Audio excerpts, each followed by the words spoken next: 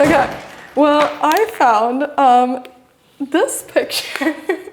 Yeah. That's I don't remember which year that was, but that's of course, that's Gibraltar. Of obviously. 2017. Yeah, 17. Yeah. When you won the Gibraltar Masters. But that picture is from the closing or from the opening? I think it's from the closing. Or That looks downstairs, right? So it should be. Yeah. Because I remember my mom, she was like, Anna, look, this is Hikaru. Go take a picture. Yes. Yeah. Long time ago. Yeah, and then I was so shy because I just felt like a little girl like asking a big player for a picture. Yeah. And that's still how it is. And I think, you're of course like one of the most fascinating players in the world, I think, because one, like you're so strong. You're number 2 in the world. You're number 1 on chess.com, 3,400 plus. There's this thing called picking your opponents, but still, I'll take it. Yeah, but that is like insanely good. Yeah. And at the same time as that, you're still able to be the biggest streamer in the world and have one of the biggest chess YouTube channels in the world. Which I find so fascinating. Yeah, I think I was a little bit lucky. In 2019, I kind of started going into content creation. Kind of coincided with a dip in my chess, so it made a lot of sense. I would argue that I was in the right place at the right time when the pandemic hit, and it's all worked out. So it's been pretty good. Yeah, but a dip in your chess. You've been doing also really well classically. Well, yeah, but actually, but in if you look at the trajectory, I started streaming more or less in October of 2018, right when there was a World Championship match between Magnus and Fabiano. And I don't of course remember month by month where my rating was, but definitely by the middle of 2019, I was somewhere around like top 15 in the world. So we compare that, from maybe like 2010 to maybe 2017, I'm going to say, I was roughly in the top 5, or definitely in the top 10, except for like 1 or 2 dips. And then in 2018, 2019, I was down to like 15 or 20 in the world, which of course anybody who wasn't in chess back then, they see some old rating lists, are like, where's Hikaru? He's not on this list. And so yeah, it's been pretty remarkable turn of events. But I think actually, another byproduct of in terms of good things with the pandemic for me personally is that I was burnt out from chess at that point. So I was a little bit burnt out. That gave me like 3 years to kind of do something else before playing again. And I would say without the pandemic occurring, I think there's a very, very low likelihood that I would be playing chess professionally at this point. I probably would have, maybe I'd play here or there. Rapid tournaments were already on the rise a little bit, but I definitely would not be, I would not be in the top 10 in classical, and very, very likely not playing classical at all at this point. So yeah. Wow, that is crazy. Yeah. How do you have time for everything? I think, I don't want to make chess players look bad per se, but I would make some argument that top chess players they're very diligent, they're good at studying chess, but they're very, very lazy and they don't actually use time effectively. So, if you tell someone during the course of the day to study, let's just say 6 hours of chess, it's not very hard to study 6 hours of chess. You can wake up like whenever, wake up at 2 p.m., go to bed at 2 a.m., whatever your routine is. Finding 6 hours is not crazy. But if you were to tell someone you need to study chess 6 hours a day and you need to, I don't know, go play football, say European football for like 2 hours a day, and then add in like an hour for something else, I don't know what, maybe like cooking class or whatever, something crazy. No chess player would do that, but like I don't think that chess players would be able to do all these things in an efficient way. And I think for myself, especially with content creation, in 2022, I think it was, I started playing again, and I think because I was already, I had a stream schedule, I was making videos, I sort of was used to having a bit of a plan. It was very easy to do all these things and use time very effectively. I think that's probably the thing that I'm best at is using time. Yeah. And I think that's, again, something that a lot of chess players struggle with, because you simply need to study chess a certain amount of hours a day, and it's not very hard to do one thing, but when you need to do multiple things, I think it can be very difficult, and for me, luckily, I'm able to do that. So it's efficiency more than anything. Yeah, I think certainly that's a big part. Also, the game of chess has changed a lot. It's much easier to prepare now than it used to be. If I think back to like 2017 or I think 2018 is probably the rise of neural networks. Chess changed a lot, but you had to put in a lot of time, and it wasn't sort of like where everything was just spoon-fed you, where you could get the information very, very easily. Now, with the computer engines, whether it's Stockfish, Leela, you know, et cetera, I would say you can probably, in about an hour, do the same amount of work that would take you 3 or 4 hours in the past, just because there's so much out there now. And again, that's not, you know, it's not specific details, but it's very, very different. And I think that that has also benefited me because I do have less time to study than others, but if you can do stuff in less time, and it actually works now versus the old days. Like I would say in 2017, the amount of time I had to put into chess compared to now was a lot more. And I don't think that I could probably put that amount of time into preparing for games in the same way. So it's so that also has played a huge role in helping me be able to do everything. So I'm very curious, how does a day in your life look like? Like when do you wake up? What are your routines? Yeah, so I won't talk about specific routines for right now because there are certain things I'm doing related to the candidates. But in general, I would say that it also depends whether I'm on the West Coast or the East Coast. This plays a huge role too. But if I'm on the West Coast, I would say probably I'm waking up around 6 o'clock in the morning local time. Wow. And then, you know, if it's a stream day, usually I'll start the stream around 7:30.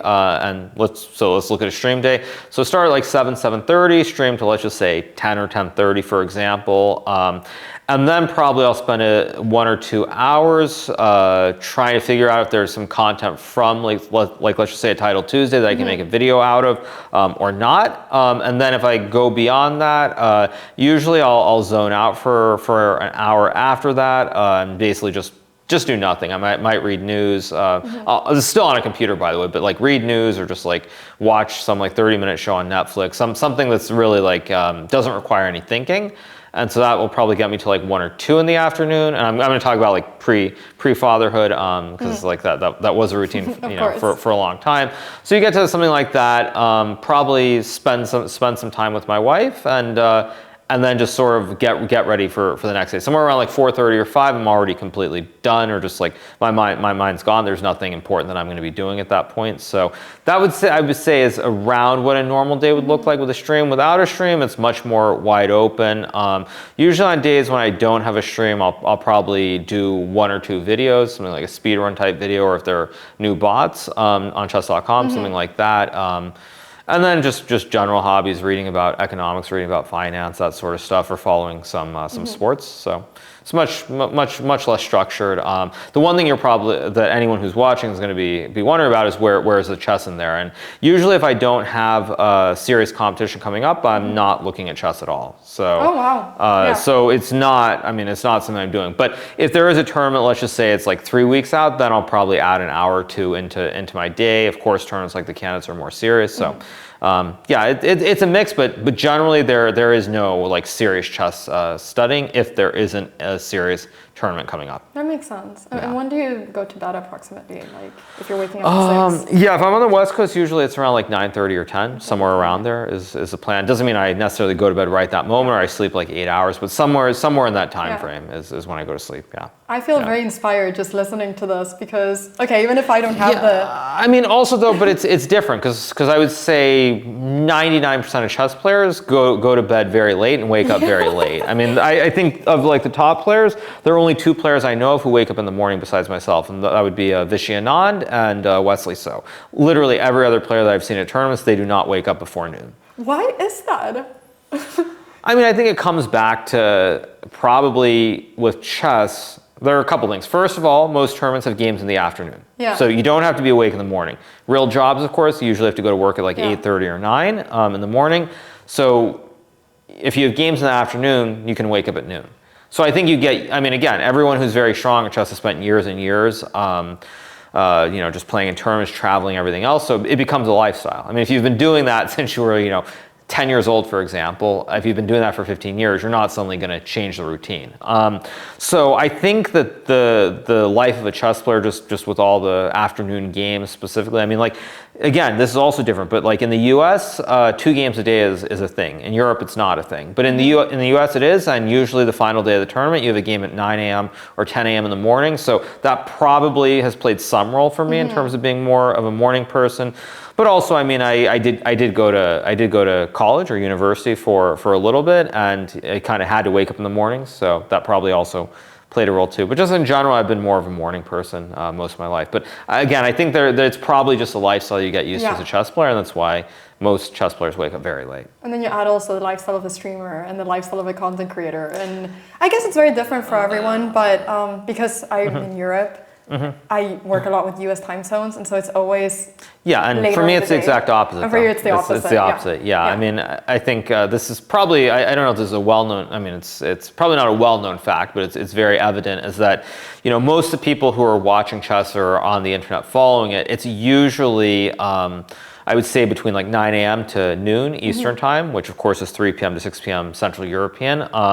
So yeah, for if you're in Europe, then it makes sense that it's going to be later. If you're in the U.S., it also makes sense if it's earlier. But in 2019 and 2020, a lot of my streams before the pandemic, at least probably until like the middle of the pandemic in 2020, like June or July, were usually like afternoon and evening streams, U.S. time. So like starting at like 1 p.m. stream to like 8 or 9 p.m. And then I ended up shifting because like I saw that there was a very large audience base in a couple places, but very specifically in Germany. So that played a huge role in me shifting. And like now I almost never stream in the evening US time, almost never. Yeah, that makes sense. Well, I know you need to go soon for the thing, so I don't want to take up too much of your time. But yeah, you're excited to be here. We're at the Speed Chess Championship right now for the finals. You're going to be playing Furusha now. First, has any preparation into this been part of the routine that you were talking about, or is it more when it's such fast time control? I mean, I think this event is very unique for me because with the candidates going on, the way that I approach is much different. I would say if I didn't have the candidates coming up, I would be much more serious about this event, probably putting in a lot more time towards preparing. But it's very tricky because I am studying a lot for the candidates tournament, but on the other hand, you also don't want to play the openings. You're gonna, like, I don't want to play those openings in this tournament. So there's a very fine line. So it's more a matter of trying to pick and choose certain little ideas and try to make them work. But again, it's more about just trying to play well and seeing what happens. I think that I have reasonably good chances. London is somewhere where I've had a lot of good results historically, so I feel pretty good.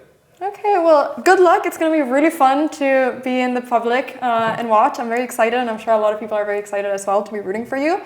And I know you have to do some interview now, so I'm going to let you go. But I would love to, at some point in the future as well, I would love to talk about like way more things, like how you started with chess and your whole story. I think that would be really, really, really cool for people to know, with the words being from you and not someone else telling your story. Exactly, you know? Yeah, I think it's way more fascinating, so I'd love that. But I really appreciate this. Sure, no problem. Thank you. Thank you.